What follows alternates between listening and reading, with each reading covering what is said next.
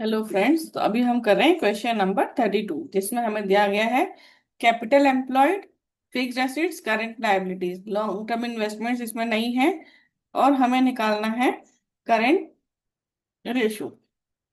तो current ratio का हमारा फॉर्मूला होता है current ratio equals current assets divided by current liabilities.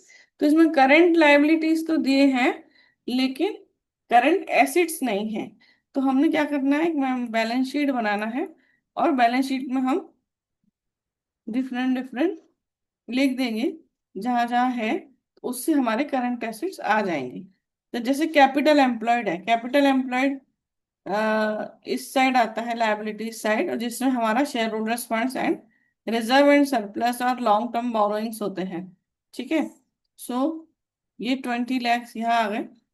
और फिर हमारे फिक्स्ड एसेट्स 14 लैख यहाँ पर है। Current liabilities 2 lakh liabilities side, और नो लॉन्ग टर्म इन्वेस्टमेंट नहीं है। अब हमें निकालना है करंट एसेट्स। तो यहाँ करंट एसेट्स, तो ये हमारी बैलेंसिंग फिगर हो जाएगी। इन दोनों को हमने टोटल किया तो कैपिटल एम्प्लॉयड में share holders funds plus non current liability दोनों है, प्लस करंट लायबिलिटी, तो ये हो गया 22 लैक्स। और 22 लैक्स यदि यहाँ पर है तो यहाँ पर भी टोटल 22 लैक्स ही रहना चाहिए। और 22 लैक्स माइनस 6 लैख इक्वल्स 8 लैख। ठीक है। तो अभी हमारा ये आ जाएगा current ratio. So current ratio equals current assets divided by current liabilities, 8 lakh divided by 2 lakh. So this is 4:1। This is answer, 4:1।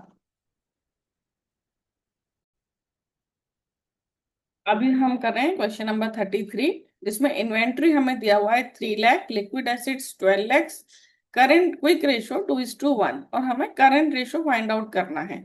तो करंट रेशो का फॉर्मूला है current assets divided by current liabilities. तो यहाँ पर हमारे पास ना तो करंट एसिड्स है ना हमारे पास करंट लायबिलिटीज है, लेकिन हमें पता है करंट एसिड्स इक्वल होता है लिक्विड एसिड्स प्लस इन्वेंट्री। तो ये यहाँ से हम फाइंड आउट कर सकते हैं करंट एसिड्स। सो 3 लैख और लिक्विड एसिड से 12 लैख। सो 12 लैक्स प्लस 3 लैख, तो हमारा क्या आ जाएगा 15 लैख के हमारे आ जाएंगे करंट एसिड्स। और हमें दिया हुआ है quick ratio. So quick ratio का हमारा फॉर्मूला होता है quick acids divided by current liability. तो क्विक रेशो हमारा दिया है 2:1। सो 2/1 इक्वल्स क्विक एसिड्स हमें दिए हुए हैं 12 लैक्स, और यहाँ से हमारा आ जाएगा current liability. So cross multiplication से हम करेंगे सेक two current liability into 12 lakhs into 1, और current liability equals 12 lakh divided by 2 equals 6 lakhs. अब हम करंट रेशो निकाल सकते हैं। Current ratio equals current assets divided by current liabilities. Current ratio हमें दिया हुआ है, मतलब हमने फाइंड आउट किया 15 लैख डिवाइडेड बाय 6 लैख। तो इसको हम कैलकुलेट कर लेंगे 15 lakh divided by 6 lakh. So 2.5। So 2.5:1। So this is our answer, 2.5:1। अभी हम कर रहे हैं क्वेश्चन नंबर 34 जिसमें हमें करंट रेशो फाइंड आउट करना है, लेकिन इसमें ना तो करंट एसेट्स दिया हुआ है ना ही करंट लायबिलिटीज दिया हुआ है। तो हम एक रफली बैलेंस शीट बनाते हैं जिसमें हम ये दोनों चीजें फाइंड आउट कर लेंगे। तो जैसे सबसे पहले उन्होंने दिया है हमें टोटल एसेट्स। तो टोटल एसेट्स तो यहाँ टोटल में लास्ट में करते हैं, टोटल एसेट्स 11 लैख। ठीक है।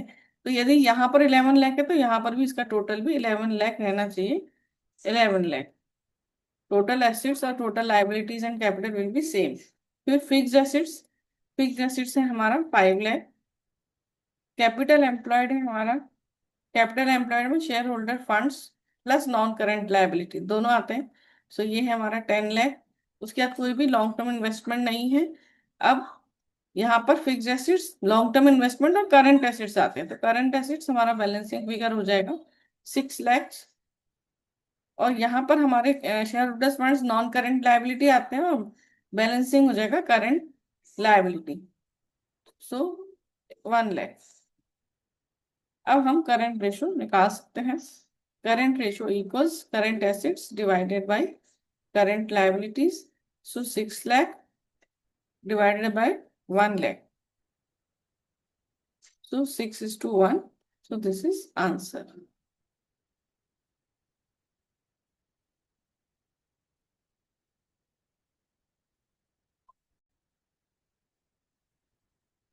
अब हम कर रहे हैं क्वेश्चन नंबर 35। तो इसमें भी हमें बैलेंस शीट बनानी पड़ेगी कि यहाँ पर क्या क्या है। सो यहाँ पर है यदि fixed assets, non current investment दिया है हमें, और नॉन करंट प्रॉपर्टी, ये फिक्स्ड एसेट्स मतलब प्रॉपर्टी प्लांट एंड इक्विपमेंट ये दिया है। नॉन करंट 6 लाख का ये दिया है, और नॉन करंट इन्वेस्टमेंट हमको दिया है 1 lakh. Long term loans and advances given वो भी हमें दिया है 1 लाख। और हमें दिया हुआ है total assets 16 lakhs. Total assets है 16 लैक्स। तो फिर हमारे करंट एसेट्स यहाँ पर आ जाएंगे, जो कि हमारी बैलेंसिंग फिगर होगी 8 लाख। ठीक है। ऐसे ही दूसरे फॉर्मूले से हम निकालेंगे करंट लायबिलिटी। तो हमारा total date equals non current liability plus current liability. तो हमें टोटल डेट दिया हुआ है 12 lakhs equals non current liability हमें दिए हुए long term borrowings and long term provisions. So 4 lakh plus 4 lakh plus current liability. So current liability will be 4 lakh. अब हम करंट रेशो निकाल सकते हैं। Current ratio equals current assets divided by current liabilities. So 8 lakh divided by 4 lakh 2:1। So current ratio हो गया 2:1। अब हमें निकालना है क्विक रेशो। क्विक रेशो होता है quick assets divided by current liabilities. So quick assets हम कैसे निकालते हैं? Quick assets equals current assets minus inventory and prepaid expenses. तो करंट एसेट्स है हमारे पास 8 लैक्स, उसमें से हम इन्वेंट्री माइनस कर देंगे 1,90,000, प्रीपेड एक्सपेंसेस 10,000, 6 लाख। तो हमारा कोई एसेट्स आ गया 6 लाख। तो ये 6 लाख डिवाइडेड बाई 4 लाख। तो ये हमारा आ जाएगा 1.5:1। तो ये भी हमारा आंसर है, और ये भी हमारा आंसर है। ठीक है। ओके।